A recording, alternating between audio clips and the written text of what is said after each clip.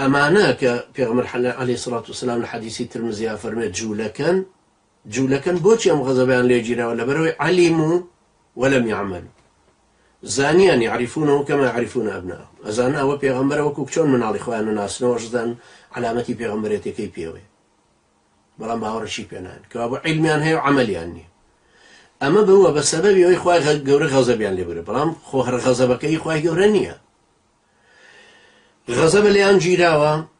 سبحان الله، جا سەیری ئەم صیفەتەکەن هیچ جوولەکەش. خوای گەورە غەزەبی لێگرتون، مەلائیکەت غەزەبی لێگرتون، مقەڕەبین و مەلائیکەتی تری ئاسمان، بەشەر هەموو غەزەبی لێگرتون، مسلمانان غەزەبیان لێگرتون، ئیمانداران لە ئەهلی دینەکانی تر. ئەنجا سەیری کە سبحان الله لە حەربی عالەمی دووەما کە هێتلەر لێیدان و پێشتریش لە هەموو ئەو حەربانەی ترە، پێشتر لە ئەندەلوس کە دەرکران،